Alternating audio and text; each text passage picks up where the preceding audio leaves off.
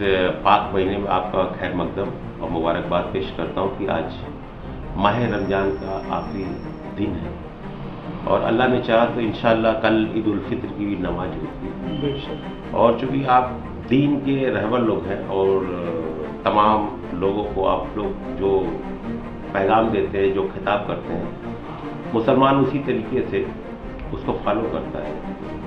तो सबसे पहले मैं ये जानना चाहता हूँ कि ये अल्लाह ने जो हमको एक महीने का रोज़ा दिया और हम लोगों ने खूब बढ़ चढ़ के इसमें इबादत की, रोज़ा रखा, एक दूसरे का ख्याल रखा। जैसे हजरत आम दिनों में जिसे एक महीने में हमने खूब इबादत की, तो क्या हमारी इबादत सिर्फ रमज़ान में ही है कि रमज़ान के बाद भी है? नहीं, ये तो अल्लाह का बहुत बड़ा करम है कि रमज़ान का मुबारक महीना, इस महीने को मग़फ़िरत का महीना, बख्शिश का महीना, रहमत का महीना कहा जाता है। वो लोग निहायत खुशनसीब हैं जिन लोगों ने माह रमज़ान का एहतराम किया और रोज़ा रखा, नमाज और तरावी का एहतमाम किया। वो बहुत ही खुशनसीब है। और अल्लाह के रसूल सल्लल्लाहु ताला अलैहि वसल्लम ने फरमाया है कि माह रमज़ान कि रोज़े का जो बदला है वो बहुत अजीम है। बेशक बेशक। इसलिए कि अल्लाह तबारक व ताला फरमाता है कि हर नेमत के अता करने के लिए हमने किसी न किसी फरिश्ते को मुकर्रर रखा। बेशक बेशक। लेकिन रोज़ा का बदला मैं खुद हूँ या मैं खुद से दूंगा। अल्लाह अकबर। ये बहुत बड़ी मतलब नेमत है, फजीलत है। और पूरा रमज़ान का रोज़ा मुकम्मल करने के बाद जो ईद की जो खुशियाँ होती है, ये समझिए कि अल्लाह का बहुत बड़ा इनाम है। बेशक। अपने बंदों पर है ना। इसलिए कि अल्लाह के रसूल फरमाते हैं कि दो नेमतें अल्लाह ताला अता फरमाता है, एक तो ईद की शक्ल में और आखिरत में अल्लाह की दीदार की शक्ल में। अल्लाह अकबर, क्या बात है। ये रोज़ादार को नसीब होता है। अब रहा कि रोज़ा में जो हम एहतमाम करते हैं, इबादत करते हैं, नफल नमाज़ें पढ़ते हैं, तो ये सिर्फ रमज़ान ही के लिए नहीं। देखिए, इबादत की कोई हद नहीं है। रमज़ान शरीफ के जाने के बाद भी आदमी को चाहिए कि उसी तरह जिस तरह रमज़ान में आप इबादत का एहतमाम करते थे, 5 वक्त की नमाज का, तो रमज़ान के बाद भी 5 वक्त की नमाज का कम अज़ कम एहतमाम करें। बेशक बेशक। नफल इबादत भले आप ना करें या नहीं कर सकते, वो अलग चीज़ है। लेकिन जो फ़राइज़ हैं उसकी पाबंदी तो बहुत ज़रूरी है। जो अल्लाह का हुक्म है, ये हुक्म है। चूँकि इसकी पर देखा जाता है कि रमज़ान में तो मस्जिद हरा भरा रहता है, बिल्कुल रौनक मस्जिद में रहती है, रौनक रहती है ना। लेकिन जब रमज़ान गुजर जाता है, ईद की नमाज यहाँ पढ़े, फिर मस्जिद जैसे वीरान था वैसी वीरान हो जाता है। रमज़ान में तो ऐसा लगता है कि भाई बहारें आ गई हैं। बहारें आ गई है और सब मुसलमान दिख रहा है ना। लेकिन रमज़ान के जाने के बाद उन मुसलमानों को क्या हो जाता है कि वो नमाज से, अल्लाह की इबादत से, अल्लाह के हुक्म से दूर होते चले जाते हैं। तो ये नहीं समझ में आता। इसलिए हमारी गुजारिश है ख़ासकर तमाम मुसलमानों से कि रमज़ान में जिस तरह की इबादत करते थे और इबादत का एहतमाम करते थे, इसी तरह रमज़ान शरीफ के जाने के बाद भी आप 5 वक्त नमाज का एहतमाम करें, पाबंदी के साथ नमाज़ें पढ़ें और अल्लाह को खुश रखें, अल्लाह को राज़ी करें। फित्रे अदा, ईद उल फित्र की नमाज अदा करने से पहले फित्रे अदा होना चाहिए, क्या मसले है ये? देखिए, ईद उल फित्र इसलिए कहा जाता है चूँकि इसमें फितरा शामिल है ना।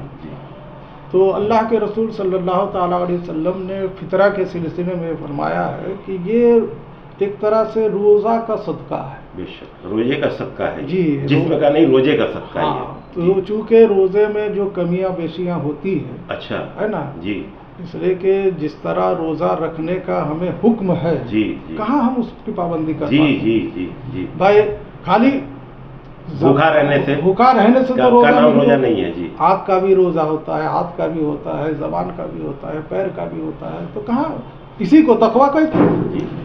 तो जो कमियां बेशियां होती है جی جو کمی بیشی ہوتی ہے تو صدقہ اس سے فطر سے جی وہ دور ادا ہو جاتا دور ہے. ہے. یہ اللہ کا بہت بڑا کرم انعام ہے ان کا. جی کہ بھیا آپ کے اندر جو کمیاں ہیں آپ صدقہ فطر اگر ادا کر دے رہے ہیں تو وہ کمیاں دور ہو جاتی ہے, اللہ تعالیٰ اس کو قبول فرماتا ہے. بے شک بے شک. تو فطرے کے بارے میں یہ ہے کہ آپ کے گھر کے جتنے بھی افراد ہیں, جی اس کے علاوہ جو نوکر چاکر آپ کے یہاں کام کرتے ہیں, جی جی ان کے جانب سے بھی مالک کو اچھا ادا کرنا چاہیے. کرنا ہے. ہاں اچھا اسٹاف ہے, نوکر ہے, جی کام والی ہے, اس کا بھی جو آپ کے یہاں کام کرتے ہیں رہتے ہیں, جی جی ہے نا, جی وہ آئے کام کر کے چلے گئے وہ الگ چیز ہے. جی جی جو رہتے ہیں نوکر کے ان کا بھی فطرہ دینا چاہیے. ہاں.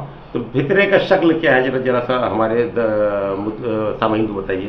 فطرے کا شکل کیا ہے, وہی 2 کلو اچھا. ہے نا 50 گرام جو گندم مطلب گیہوں ہے جی وہ صدقہ کرے یا اس کی رقم صدقہ کرے.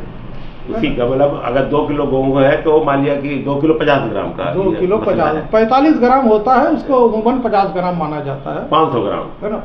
اچھا 2 کلو 5 8 روپیہ سے ایک فطرہ بن رہا ہے. اچھا جتنے فرد ہے گھر میں اتنے 60 روپے سے بننا ہے. تو ایک آدمی کا 60 روپے کر کے, یہاں تک کہ آج جو بچہ پیدا ہوا ہے اس کا بھی آپ کو نکالنا ہے. ہاں جو پیٹ میں ہے اس کا نہیں.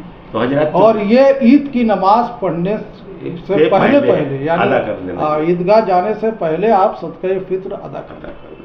اچھا میں دوسری سوال, رمضان یا صدقہ فطر زکوٰۃ, اس کا مقصد یہی ہے کہ آپ سب سے پہلے اپنے جو رشتہ دار ہیں اس کی مدد کریں زکوٰۃ کے ذریعے, صدقہ کے ذریعے, فطرہ کے ذریعے, تاکہ آپ مالدار ہیں, آپ نئے لباس سلا لیے, اچھے لباس پہن کر آپ عیدگاہ کی طرف جائیں گے کہ وہ غریب بچہ, یتیم بچہ, ان کے پاس اتنا بھی پیسہ نہیں ہے کہ وہ نیا کپڑا لے سکے.